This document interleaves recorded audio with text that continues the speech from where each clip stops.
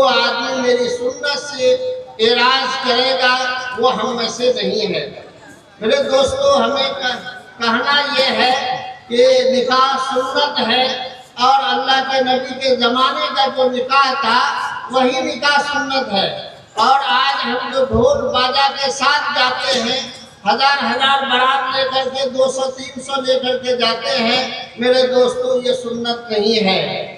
نکاح سنت ہے، ہم اس کو سنت ہی رہنے دیں، اس کو خرافات میں مبتلا کر کے گناہ کا سبب ہم نہ بنیں۔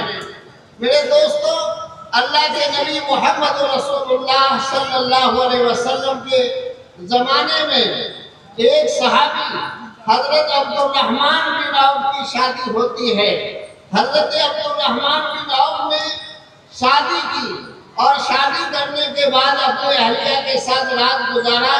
صبح فجر کی نماز میں جب حاضر ہوئے، اس زمانے میں عورتیں ایک مخصوص رنگ اور خوشبو لگایا کرتی تھی جو مرد کے کپڑے میں لگ بھی جایا کرتا تھا۔ چنانچہ اللہ کے نبی محمد رسول اللہ کے خدمت میں جب فجر کے بعد حاضر ہوئے تو اللہ کے نبی نے رنگ دیکھ کر کے پہچان لیا کہ انہوں نے شادی کی ہے۔ تو اللہ کے رسول صلی اللہ علیہ وسلم نے کہا کہ یا عبدالرحمن، کیا تم نے شادی کر لی ہے؟ کہا کہ ہاں یا رسول اللہ، میں نے شادی کر لی ہے۔ تو اللہ کے نبی نے فرمایا، اے عبدالرحمن، اولم ولو بشادی، اے عبدالرحمن ولیمہ کرو اگرچہ ایک بکری ہی ذبح کیوں نہ کرنی پڑے۔ تو گویا کہ ولیمہ کرنا سنت ہے۔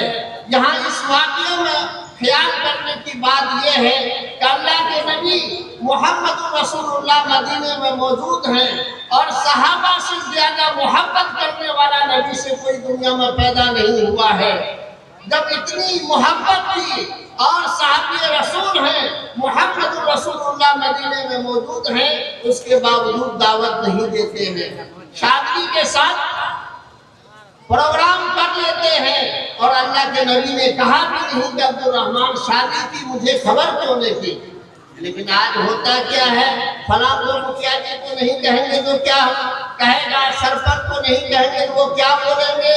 نتیجہ یہ ہے کہ اس کو کہتے اس کو کہتے کہتے شادی کو زبر بنا دیتے ہیں، دشوار کر دیتے ہیں۔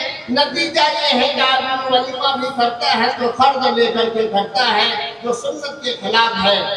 ولیمہ کرنا سنت ہے جو میسر ہو، سادگی کے ساتھ ہو، جس میں فرض لینے والی لینا نہ پڑے، اس طریقے سے آپ ولیمہ کر لیں۔ اللہ کے نبی نے فرمایا، ان اعظم النکاح برکۃ ایسرہ معونۃ، کہ سب سے بابرکت نکاح وہ ہے جس میں خرچ کم ہو، لاگت کم ہو۔ اس لیے ولیمہ بھی ہم کریں کہ اعتدال کے ساتھ کریں۔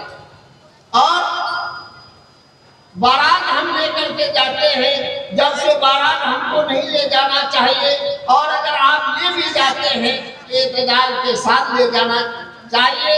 سنت ہے ولیمہ کرنا، اپنے یہاں خوب ڈھیر آدمی کو کھلائیے، کون روکتا ہے، لیکن لڑکی والے کو پریشان مت کیجیے، تنگ نہیں کیجیے۔ آج کل فیشن ہو گیا ہے، کہتے ہیں کہ بارات میں ہم لوگ 100 آدمی آئیں گے، اور آتے ہیں 200 300 400 آدمی آتے ہیں۔ نتیجہ یہ ہوتا ہے گھر والے کو پریشانی ہوتی ہے، دشواری ہوتی ہے، اور ادھر ادھر اگرچہ آپ کو کچھ نہ کہے اور اندر سے انہیں تکلیف ہوتی ہے۔ جبکہ اللہ کے نبی نے فرمایا، کوئی آدمی بغیر دعوت کے کسی شادی میں جاتا ہے تو گویا چور بن کر کے داخل ہوتا ہے، اور جب کھا کر کے نکلتا ہے تو ڈکیت بن کر کے نکلتا ہے۔ ایک دعوت کا میں واقعہ بتاؤں، اللہ کے نبی صلی اللہ علیہ وسلم کو ایک صحابی نے دعوت دی، یہ رسول یہ اللہ کے نبی آپ ہمارے یہاں کھانے کے لیے آئیے۔ 3 آدمی کی دعوت دی، اللہ کے نبی جب جانے لگے کہ ایک چوتھا آدمی بھی شامل ہو گیا۔ اللہ کے رسول پہلے اس کے دروازے پر گئے، اور دروازے پر جانے کے بعد آواز دیا کہ ہاں آیا، تو کہا کہ دیکھو 3 آدمی کی دعوت تھی، یہ ہم تینوں تو ہیں جس کی دعوت ہے، یہ ہمارے ساتھی راستے میں ساتھ میں، ان کی دعوت نہیں ہے، اگر تم اجازت دو تو میں اس کو بھی ساتھ لے لوں۔ تو کہا کہ یا رسول اللہ آپ کو اختیار ہے، آپ ہی کے گھر ہے، آپ اس کو لیتے آئیے۔ یہ ہوتی ہے ذمہ داری۔ محمد رسول اللہ ایک نہیں 10 آدمی کو بھی بڑھا لیتے، وہ شخص کو ہمت نہیں ہوتی تھی ٹوکنے کی، بولنے کی، اور آج ہم دھڑلے سے 100 بولتے ہیں، 200 بارات لے کر کے جاتے ہیں۔ حالانکہ ذمہ داری ہونی یہ چاہیے کہ اگر 100 ہے، اگر 101 ہو گیا ہے تو اس ایک کے بارے میں آپ اجازت دیجیے سمجھی سے کہ سمجھی صاحب ایک باراتی ہمارا فاضل ہو رہا ہے، کیا میں اس کو لے کر کے آؤں یا نہیں آؤں؟ ایک واقعہ میں بتاؤں اللہ کے نبی کے زمانے میں کہ ایک صحابی اپنا دوسرے ساتھی سے کہا کہ بھائی میرا پیغام لے کر فلاں کی بچی کے پاس جاؤ۔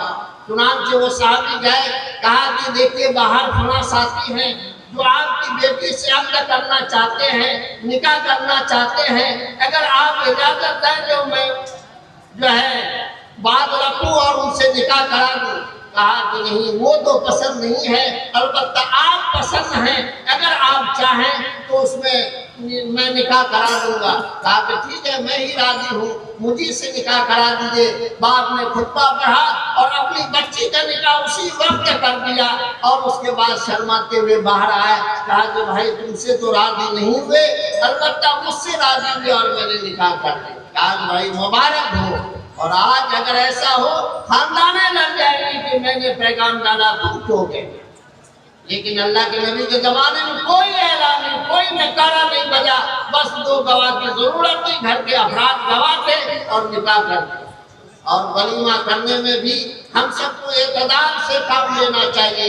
ایک جذبے سے اللہ کے نبی محمد رسول اللہ واپس آ رہے تھے، ایک مقام پر اپنے ایک اہلیہ سے شادی کی، اور شادی کے بعد جب صبح ہوئی اپنی اہلیہ کے پاس گھر رات گزارا، اور جب صبح ہوئی تو اللہ کے نبی نے کہا کہ لوگوں جس کے پاس جو کچھ ہے لے آؤ۔ چنانچہ اللہ کے نبی نے دسترخوان بچھوایا، کوئی پنیر لا رہا ہے، کوئی ستو لا رہا ہے، کوئی کھجور لا رہا ہے، کوئی روٹی لا رہا ہے، اور اللہ کے نبی نے اپنے ہاتھ سے سب کو ملا دیا اور کہا کہ کھاؤ، یہی ولیمہ ہے۔ دیکھیے کس سادگی کے ساتھ محمد رسول اللہ نے ولیمہ کیا، اس کے باوجود آج آپ دیکھ لیجئے ہم دعوے دار ہیں محمد رسول اللہ کے پیروی کرنے کا، لیکن میرا ہر عمل اس کے خلاف ہوتا ہے۔ جب شادی بیاہ ہوتی ہے تو آپ دیکھیے گا کہ بھنگی تک کو بھی راضی کیا جاتا ہے، یہ سادہ ہے اس کو راضی کیا جاتا ہے، نوکر چاکر سب کو راضی کرنے کی فکر ہوتی ہے، نائی کو بھی اچھا خاصا پیسہ دیا جاتا ہے۔ کیوں بھائی شادی کا موقع ہے، ذرا دے دو بڑھا کر کے، کسی کا دل نہ ٹوٹے، کوئی ناراض نہ ہو۔ بلکہ ایک بھنگی تک نائی تک کو راضی کرنے کی فکر کرتا ہے، لیکن ہم اللہ کو راضی کرنے کی ذرہ برابر فکر نہیں کرتے ہیں۔ کبھی یہ نہیں سوچتے ہیں کہ یہ جو 100 بارات لے کر کے جا رہے ہیں، 200 بارات لے کر کے جا رہے ہیں، آیا اللہ اس سے راضی ہوں گے یا نہیں ہوں گے، محمد رسول اللہ کی پیروی ہوگی کہ نہیں ہوگی، اس کی کوئی فکر نہیں کرتا ہے۔ اور شادی بیاہ کا موقع ہے تو نماز پڑھنے کی کوئی بات ہی نہیں ہوتی ہے۔